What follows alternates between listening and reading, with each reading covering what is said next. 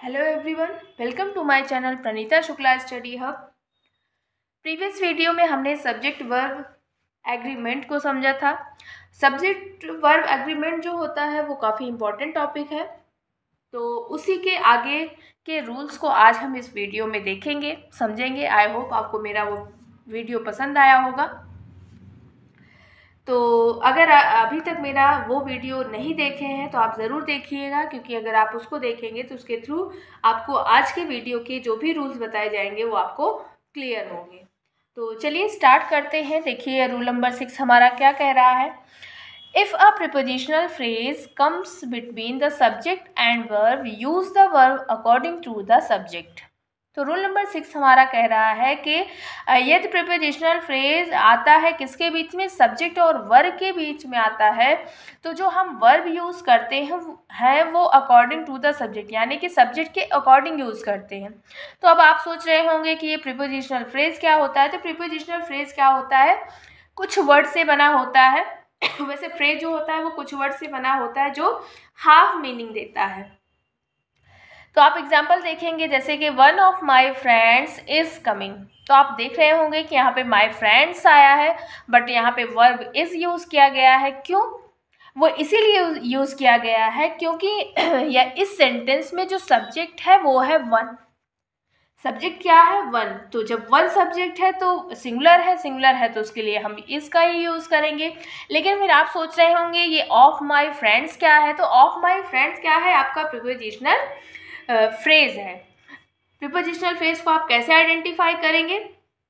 Prepositional phrase जो होता है वो प्रिपोजिशन से स्टार्ट होता है, और इसमें जो है अगर आपका प्रिपोजिशन से फ्रेज स्टार्ट हो रहा है तो ये प्रिपोजिशनल फ्रेज हो जाएगा। और अगर सब्जेक्ट आप आइडेंटिफाई करने की सोच रहे हैं कैसे करेंगे, तो प्रिपोजिशन के जस्ट बिफोर जो वर्ड आया होगा वही आपका सब्जेक्ट हो जाएगा। जैसे कि यहाँ पे ऑफ के पहले क्या आया है? वन आया है, तो यही आपका सब्जेक्ट है और सब्जेक्ट वन है, तो आप क्या यूज़ करेंगे?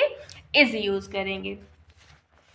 नेक्स्ट सेंटेंस देखिए, the car beside them is the one I want to buy. तो आप देख सकते हैं कि यहाँ पे देम आया है बट इज आया है, बट आपको कंफ्यूज होने की ज़रूरत नहीं है। आप क्लियर कर लीजिए कि आपका जो प्रिपोजिशन है उसके जस्ट बिफोर जो वर्ड आया होगा वही आपका क्या होगा? सब्जेक्ट होगा। तो यहाँ पे द कार क्या है? आपका सब्जेक्ट है। बिसाइड देम आपका प्रिपोजिशनल फ्रेज हो गया, और उसके बाद फिर हमने इस का यूज़ किसके अकॉर्डिंग किया है? सब्जेक्ट के अकॉर्डिंग किया है। कार सिंगुलर है तो यहाँ पे सिंगुलर वर्ब का यूज़ किया गया है। नेक्स्ट सेंटेंस अगर आप देखेंगे, the colours of the rainbow are beautiful. अब आप यहाँ देखिए रेनबो तो सिंगुलर है बट वर्ब प्लूरल आई है। क्यों? क्योंकि यहाँ पे जो ऑफ द रेनबो है ये प्रिपोजिशनल फ्रेज है, और द कलर्स आपका क्या है? सब्जेक्ट है। तो सब्जेक्ट कलर्स है, ये प्लूरल है, तो यहाँ पे हमने प्लूरल वर्ब का यूज़ किया है। आई होप आपको रूल नंबर 6 क्लियर हो गया होगा। नेक्स्ट रूल देखिए, रूल नंबर 7।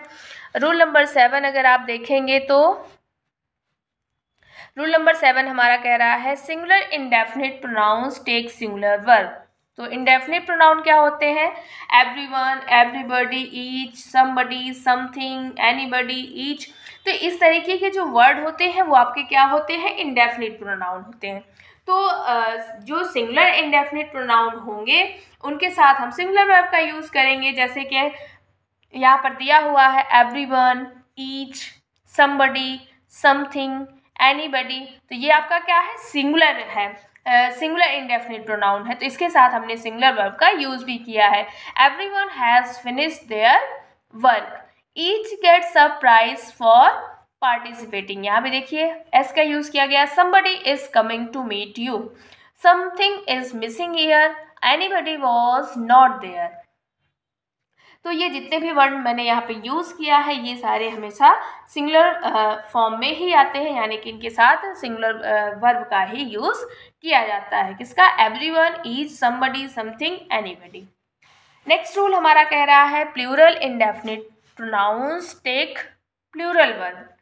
तो अभी हमने बात किया सिंगुलर इंडेफिनिट प्रोनाउन की, अब बात कर रहे हैं प्लूरल इंडेफिनिट प्रोनाउन की। तो प्लूरल इंडेफिनिट प्रोनाउन क्या है? Both, many, few. बोथ का मतलब दो होता है, मैनी का मतलब कई होते हैं, फ्यू का मतलब कुछ होता है, यानी कि मोर देन वन की बात यहाँ पे हो रही है। प्लूरल है, सेंस इसका प्लूरल है, तो हम यहाँ पे प्लूरल वर्ब का यूज करेंगे, जैसे कि both are qualified for the job, many have gone to the park, few know about this secret. तो ये आपका क्या हो गया? Rule number 8। अब इसके बाद रूल नंबर 9 की बात हम करेंगे। एक एग्जाम्पल और यहाँ पे है, सेवरल आर ऑलरेडी देयर। तो सेवरल यहाँ पे क्या हुआ? आपका क्या है?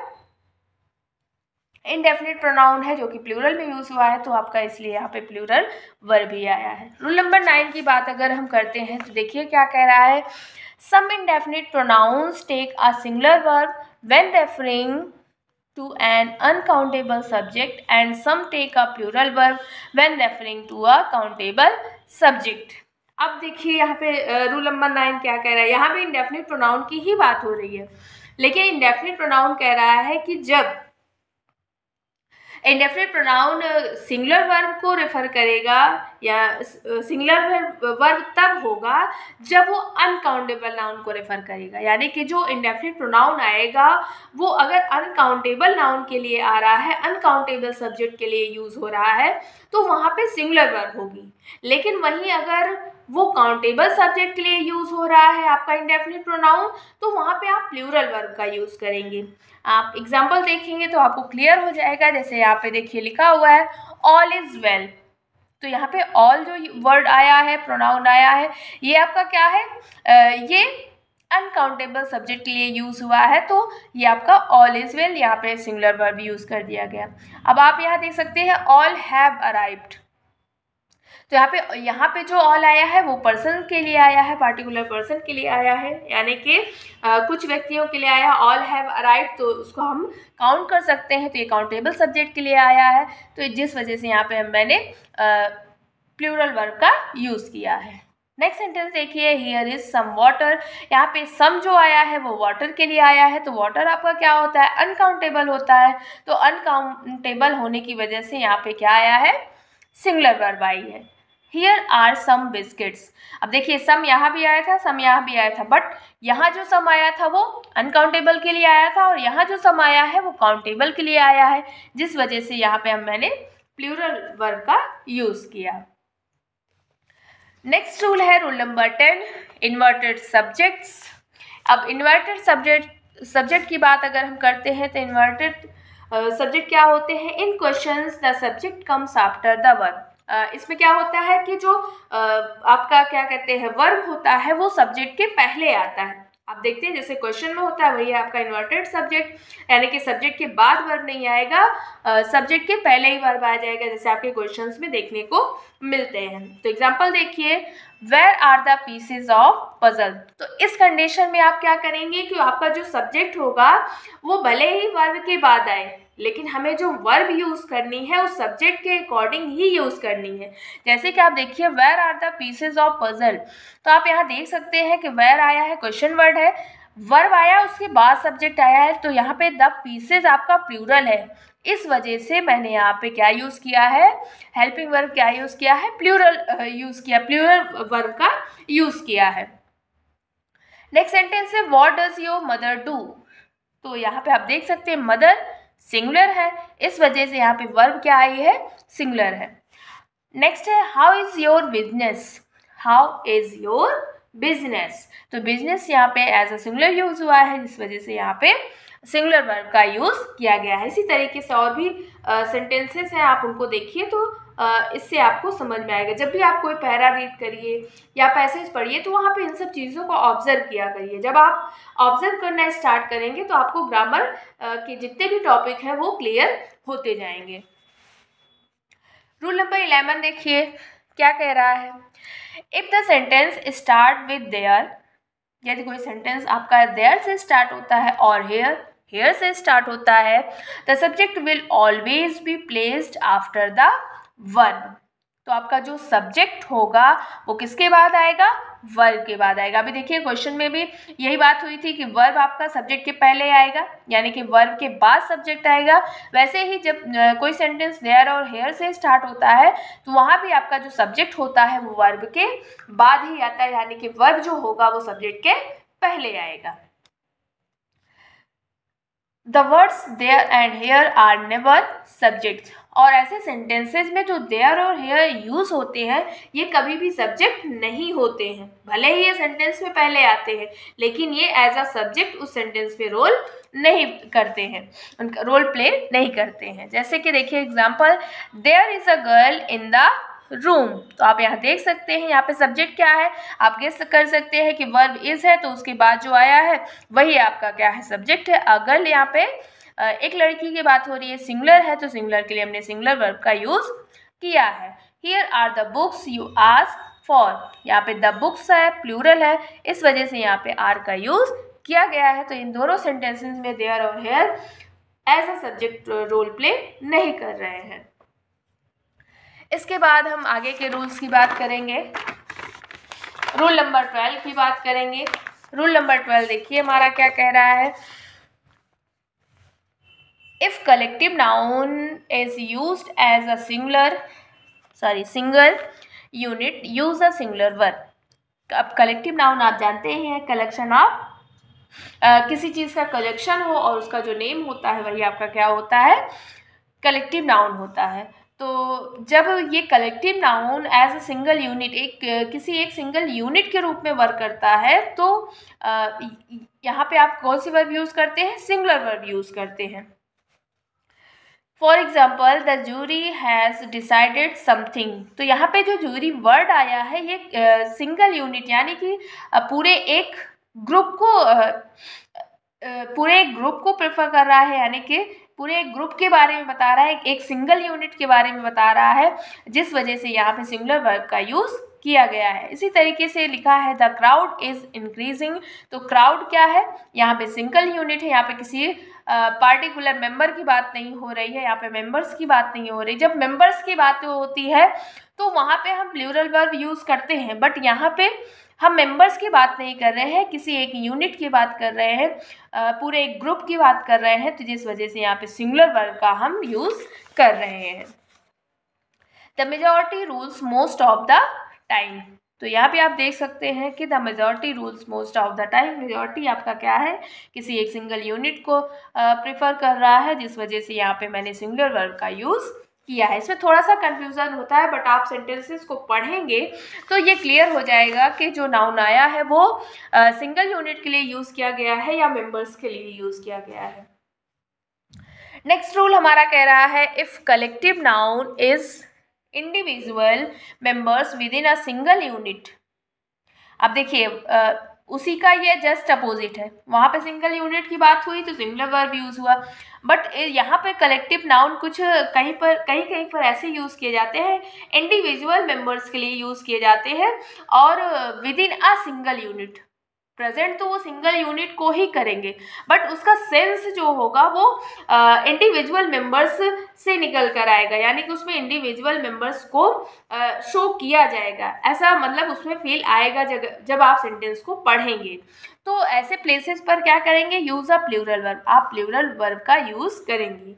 जैसे कि यहाँ पे देखिए सेंटेंस दिया है, the staff disagree on the proposal. तो आप यहाँ पे जो स्टाफ आया है एक सिंगल यूनिट को तो प्रिफर कर रहा है, लेकिन यहाँ पे मेंबर्स की बात हो रही है, यहाँ पे इंडिविजुअल मेंबर्स की बात हो रही है कि the staff disagree on the proposal.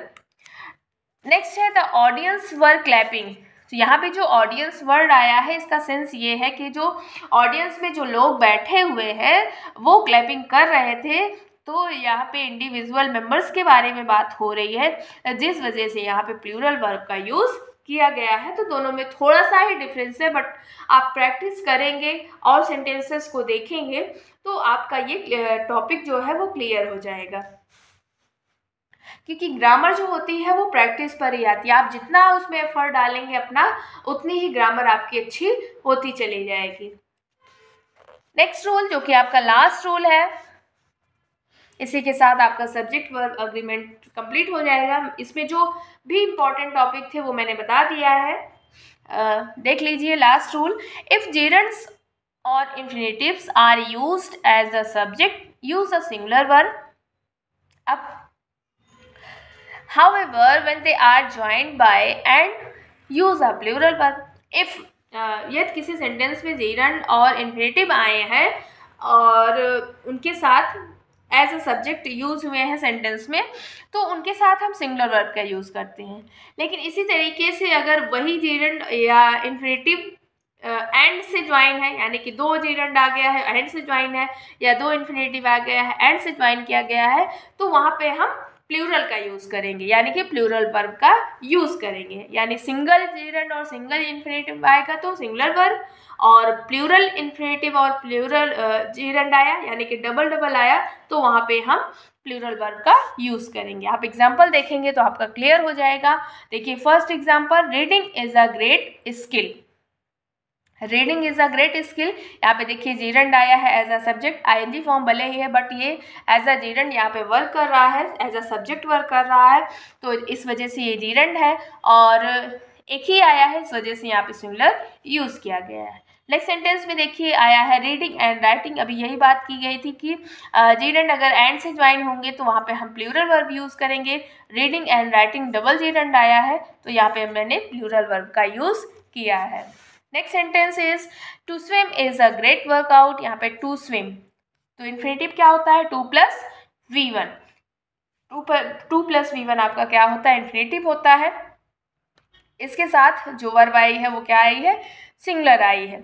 अब यहाँ पे देखिए to swim and to run, यहाँ पे डबल इन्फिनेटिव आ गया और एंड से ज्वाइन है, तो इस वजह से हम यहाँ पे क्या यूज़ करेंगे, प्लूरल वर्ब का यूज़ करेंगे. The to swim and to run are great works.